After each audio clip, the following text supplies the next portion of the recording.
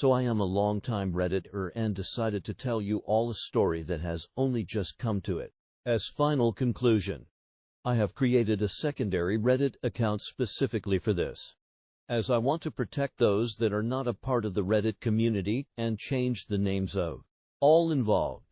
Originally posted to our ProRevenge, but was asked to post it here instead due to the nature of one of the revenge acts. Apologies if there is any spelling or grammar mistakes. TL Drive will be at the bottom, but hold on to your hats. This is going to be a long one. Backstory: incoming sadness. My wife Rachel and I grew up in a largish town of close to 30,000 people. We knew each other at an early age, roughly 6 or 7. Can he specifically remember? We were practically inseparable. At 16, we started dating each other. When we turned 18, we moved away for work in a city just a few hours' drive away. By 20, we were married and had bought our first house. At 22, we discovered that she was pregnant with a boy. It was then disaster struck. About 5 weeks before she was due to go on maternity leave, a large shelving unit collapsed and crushed her. I was told that both her and our child were killed instantly. 2 of her colleagues had also been injured in the accident. One left paralyzed, the other losing his leg after it had to be amputated. The company she was working for had, in a cost-cutting measure, decided to continue using old shelving that had been written off as unsafe instead of replacing it. I still haven't quiet forgiven those executives and management personnel that made that decision, because they cut short the love of my life as well as killing our unborn child. It wasn't long after I was told I had a choice on how to proceed with what her company called compensation, but I called it blood money. They wanted to settle out of court to avoid a lawsuit. I, on the other hand, was out for their blood. Just to clarify here, this is not the revenge. This is still backstory. Fortunately, due to the coverage that it got, and involving several politicians, the case was settled quickly in court, roughly 3 years, in which the payout for all parties was close to 10 times the amount that they had initially offered. A lot of fines were given to them for breaches on work, health and safety. Executives were sacked. Others were jailed, etc. A story for another time maybe, when I feel comfortable sharing. In this time, I was still working my job in telecommunications. My mother, bless her soul, had moved in while all this was happening to help me. I think I would have fallen apart if she hadn't been as involved as she was. It was around this time I was offered a promotion, but it involved a lot of travel around the state. I made a request to have an office in my hometown's branch, as I wanted to not only take care of businesses in the state, but in my hometown also, as there was no business representative located there, to which they agreed. After a few months, we settled into a routine of 1 to 2 weeks in the city office, 1 week in my hometown, and 1 to 2 weeks visiting the rest of the state. After a year, I decided to buy a house in my hometown, so I wasn't having to stay at my parents' place every week or so, that I was home, and that I could come and go as I please. This is important for later in the story. It is about 4 years later that our story begins. Sorry if the backstory was a bit long. I had just returned from one of my trips on Friday, and was checking in some stuff at my office when Harry, the branch's managing director, walked in. We had grown up together also, but had gone to different schools, but since coming back had developed a very close friendship. He asked how things were, and then asked me if I wanted to come to a house party that he was having that evening. Short notice and all, but I said yes. I felt like a few drinks with friends were in order. It was there that Harry introduced me to Catherine. She was a new hire at the branch where my hometown's office was located, and was getting to know everyone, being new in town. We hit it off immediately. As much of a sea lich as it sounds, it was almost as if Rachel was in front of me instead of Catherine. I won't bore you too much with the details, but after 2 years of dating, we decided to take the next step, and she moved into my hometown's house. Everything up to this point had been going really well. Catherine and my parents got along, and Rachel's parents also approved and were happy that someone could make me just as happy as Rachel had done. All was going well for close to a year when things began to change. Skype sessions were cut short suddenly. Neighbors would tell me about how a car, described to me like it was Harry's, was always seen parked in the back alley near my house whenever I was away. Some clothes that weren't mine were in my wardrobe. All signs pointed to her cheating. But she said that nothing was happening. She said that Harry would come over occasionally to discuss business, etc., but never stayed the night. I chalked it up to me being paranoid and continued on as if nothing was wrong. But there was always this feeling that something wasn't right. It was close to 6 months after that I discovered that she had been lying to me.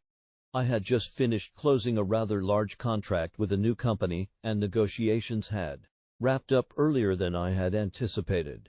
So instead of sticking around for the next few days, I decided to pay for an early flight home and surprise everyone. Fast forward a few hours and I drive into my hometown and down the alley behind my house so that I could get into the house without being seen and surprise Catherine. Some part of me was curious, however, as to whether this mystery car was there. Sure enough, there was a car that was blocking the back entrance gate.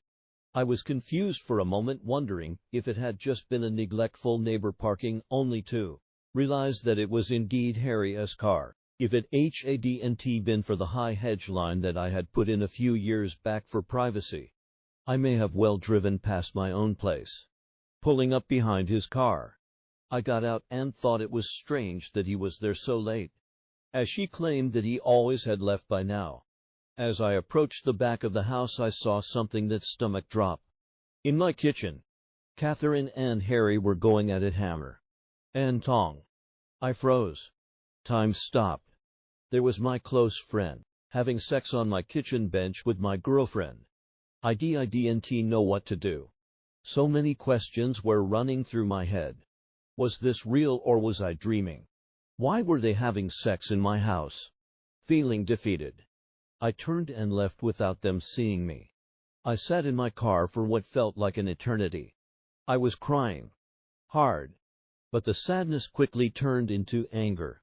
The same kind of anger I felt towards those that were responsible for Rachel's death. I wanted to hurt them badly. As a pacifist, I don't believe in violence. It was then I knew I was going to punish them and destroy their lives. And what better time to start than now?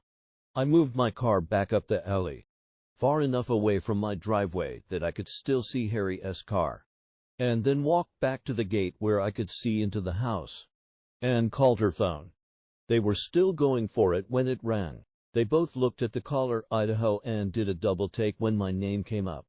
I could see that she was considering answering it, and they let it ring out. After a few moments they were back into it again, and I dialed once again. This time she did answer. As she was answering, I hung up and made my way back to my car. As soon as I did, she called me back. She asked why I was calling as late as I was, and I told her that I was about 10 minutes from home and I didn't want to scare her coming in. She, obviously, was shocked and acted happy that I was coming, and the call ended very quickly after she said she was going to get up and get changed into something. I said bye and hung up. A few moments later, Harry came peeling through the gate and, still half naked, jumped into his car, took off like a bat out of hell. I smiled a little, knowing the fear that both of them would be feeling from being so close to being caught. I waited a few moments before turning my car into the same place Harry had been moments earlier. The night was fairly uneventful afterwards, and it wasn't until after she was asleep that I got up and went to my office down the hall. I couldn't sleep. I needed to plan. And plan I did. The revenge. My mother always taught me to be a pacifist and to allow cosmic karma to take its course. But on this occasion, I decided that karma could use a helping hand. I decided to punish them separately, but destroy both of them. I knew that Harry had a drug habit. Nothing major, but he kept it very private. I only knew about it accidentally after seeing some coke and weed left out in his place, but pretended I hadn't seen it when he had made attempts to cover it up. I began calling some of my more unsavory clientele and made a few discreet inquiries into obtaining some samples that they were willing to part with. A few days later, I had a decent enough stash for my plan to work. About a month later, I had friends, including Harry, around for a barbecue night. After making sure that I sufficiently liquor ate up Harry, I told him to stay the night and sleep it off. In the early hours of that morning, I took the drugs and an assortment of my personal belongings and placed them at various places around his car, with the biggest stash in his tire well, confident that he wouldn't find them over the few months as the rest of my plan took effect. I locked the car up and went inside to sleep. I also placed some more drugs and personal items in his house after driving him home because he was still too drunk to drive. A few days later, I staged a break-in by smashing the back pane of my back door into my kitchen and leaving it open before heading back to the city for a flight. I had several messages the moment I landed. One from my clearly panicked mom, who had found the back door smashed open and had called the police. One from Catherine in tears, and one from the local police asking me to call. After returning all the calls, I informed the police I was away on business, and that I would be back the following week to talk with them. While away, I got Catherine to stay with my parents until after I got back, and asked my dad to organize one of the local security companies to install cameras and an alarm system after getting the go-ahead from the police as to not ruin the scene of the crime. After getting home, I did the usual "my God, I can't believe this has happened and why would anyone do this?" routine. After doing a thorough check of everywhere, finding that the items I had taken were missing and filing a police report, I had the security company's rep talk Catherine and I through how the cameras and alarm system worked. Then came the question I had been waiting for. The question of what happens if we are doing some business and Dante want it recorded. She acted a bit shy asking this question, but I knew exactly the reason she was asking. He assured us that this was a question he got asked a lot, and we were shown on the home computer. If we wanted to be doing things without it being recorded, how to stop the recording for certain cameras, so that we could protect her modesty. As I was walking him out, I asked him if cameras were turned off. Could a notification be sent out, just as a security precaution? He came back in and helped me through how to set up mail notifications and left shortly after. Fantastic. All I had to do was wait.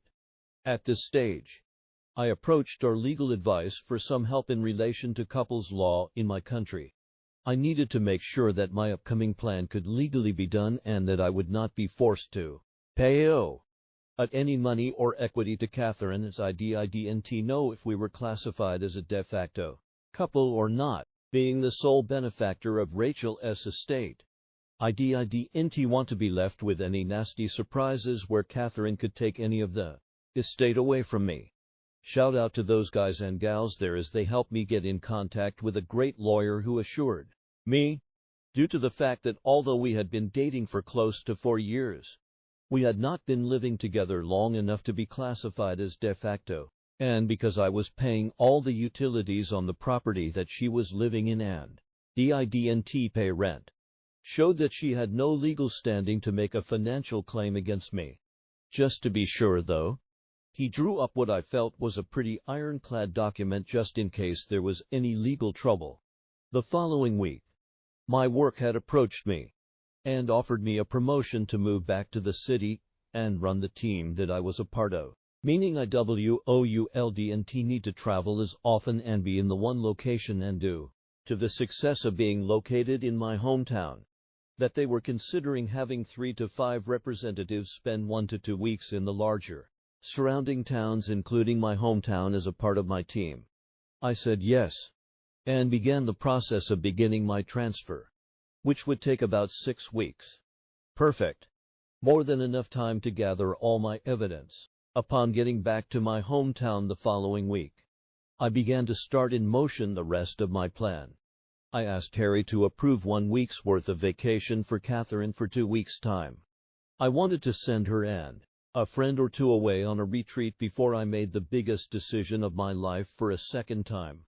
He jumped up and gave me a huge hug, congratulating me on being prepared to take the leap again. I hugged him back tight, but not the way I think he imagined it at the time. He agreed and blocked out the week for me.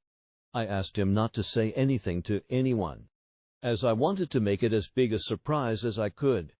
I knew that it would spread like wildfire around the office regardless. But that was my plan. That night, I told Catherine that I had booked her and 2 friends to go to a tropical spa resort. All expenses paid for a week. No questions asked. Pick 2 friends and come back to the biggest surprise of her life. She screamed like a kid who had just been told that all the candy in the shop was hers to have. I then told her that the following week, I was going to spend it in the city, preparing for a large client who was one of my biggest accounts, and needed some people in my team to help before flying out the following week, and I wouldn't be home until the Monday that she was leaving. So I wouldn't be able to see her, which seemed to disappoint her. But I told her it would be worth it when she returned. What I failed to tell her was that I had decided to take 2 weeks vacation on the other side of the country, mentally preparing myself for the sheet storm that was about to erupt the moment she stepped foot on the plane, as well as enjoying my first stage of freedom. On Sunday 2 weeks later, I flew back and began driving home. Once getting there, I done a quick pass by my house, and sure enough, Harry's car was there. Like the first night I had caught them. I parked a little ways back and checked the cameras. Asleep in my bed. No surprise, honestly, as I had recorded them constantly do this over the 2 weeks I had been away. I then made my first call to the police, blocking my caller ID. I told them that I was one of my neighbors and saw someone hanging around in their car in the alley behind my house and occasionally passing something through windows to passing cars while also looking into my yard, and I was concerned that they were dealing drugs and or going to break into someone's property. I gave them his license plate and description. They said they would have someone there in a few minutes, so I thanked them and hung up. I then called Catherine and told her I was about 10 minutes from home, and that I knew she was flying out tomorrow, but desperately wanted to surprise her. Looking back at the footage now, I laugh at the commotion that I am surprised I didn't hear. In a few short seconds, Harry was half-dressed and flying out the back door to his car. At that point, I couldn't have asked for a more perfect scene. As Harry was peeling away, one of the police cars rounded the corner behind me, saw Harry driving away fast, and gave chase. A friend or two away on a retreat before I made the biggest decision of my life for a second time. He jumped up and gave me a huge hug, congratulating me on being prepared to take the leap again. I hugged him back tight, but not the way I think he imagined it at the time. He agreed and blocked out the week for me. I asked him not to say anything to anyone, as I wanted to make it as big a surprise as I could. I knew that it would spread like wildfire around the office regardless. But that was my plan. That night, I told Catherine that I had booked her and 2 friends to go to a tropical spa resort. All expenses paid for a week. No questions asked. Pick 2 friends and come back to the biggest surprise of her life. She screamed like a kid who had just been told that all the candy in the shop was hers to have. I then told her that the following week, I was going to spend it in the city, preparing for a large client who was one of my biggest accounts, and needed some people in my team to help before flying out the following week, and I wouldn't be home until the Monday that she was leaving. So I wouldn't be able to see her, which seemed to disappoint her. But I told her it would be worth it when she returned. What I failed to tell her was that I had decided to take 2 weeks vacation on the other side of the country, mentally preparing myself for the sheet storm that was about to erupt the moment she stepped foot on the plane as well as enjoying my first stage of freedom. On Sunday 2 weeks later, I flew back and began driving home. Once getting there, I done a quick pass by my house and sure enough, Harry's car was there. Like the first night I had caught them. I parked a little ways back and checked the cameras. Asleep. In my bed. No surprise, honestly, as I had recorded them constantly do this over the 2 weeks I had been away. I then made my first call to the police, blocking my caller ID. I told them that I was one of my neighbors and saw someone hanging around in their car in the alley behind my house and occasionally passing something through windows to passing cars while also looking into my yard, and I was concerned that they were dealing drugs and or going to break into someone's property. I gave them his license plate and description. They said they would have someone there in a few minutes, so I thanked them and hung up. I then called Catherine and told her I was about 10 minutes from home, and that I knew she was flying out tomorrow, but desperately wanted to surprise her. Looking back at the footage now, I laugh at the commotion that I am surprised I didn't hear. In a few short seconds, Harry was half-dressed and flying out the back door to his car. At that point, I couldn't have asked for a more perfect scene. As Harry was peeling away, one of the police cars rounded the corner behind me, saw Harry driving away fast, and gave chase. Doctor. After my pregnant wife was killed in a workplace accident, I moved back to my hometown and connected with a woman who, after moving in with me, cheated on me with a close friend.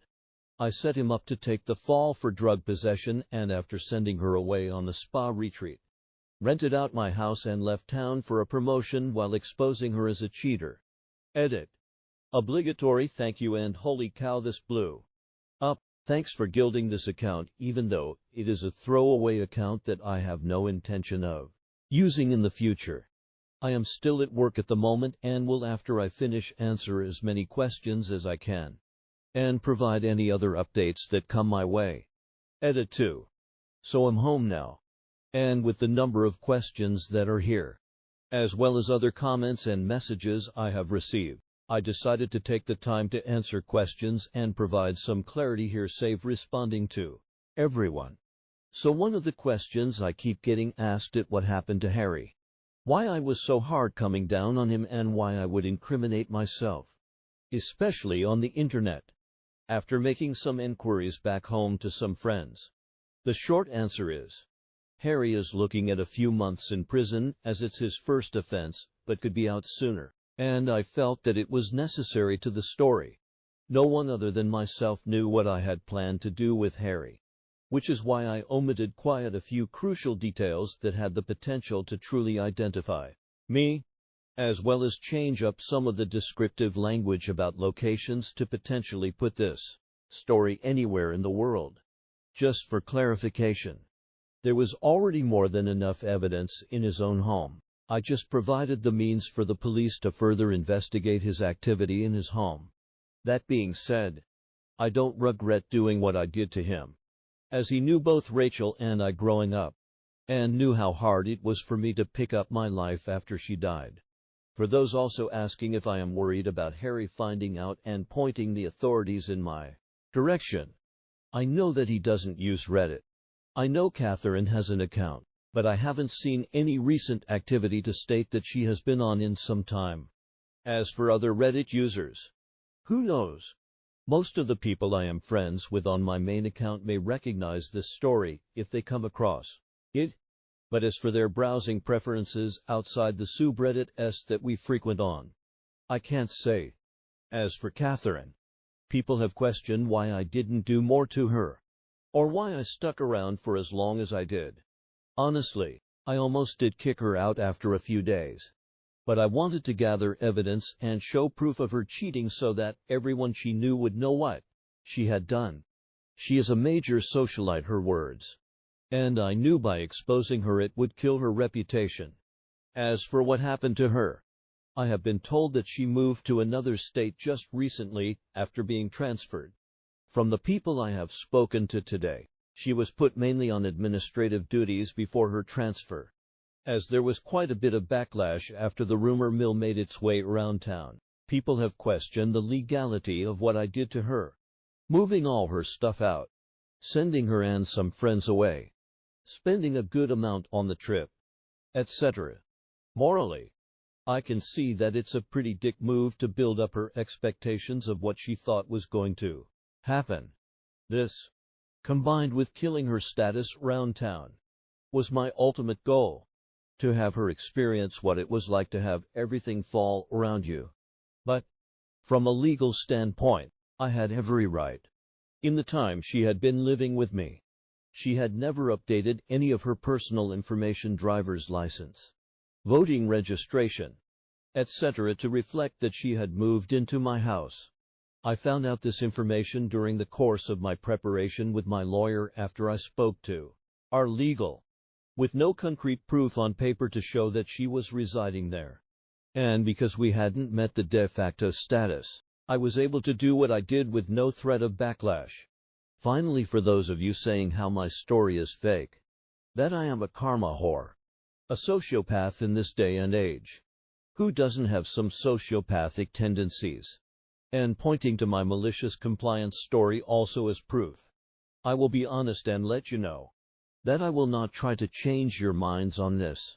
Everyone is entitled to their opinions on stories shared all over Reddit and opinions on those who share them. The story on the other subreddit, however, was to build karma, as my original post on our pro required to me build up enough before they would allow me to post, as they thought that I might have been a bot. That story, which I only edited in the basics of the conversation because I can't remember all of it, did in fact take place and made national news coverage shortly after. If I ever find the article, I will link it, as it was or was at the time close to one of the largest roaming bills our company had ever passed on to a customer. If there are any further updates, I will let you know. CEOL.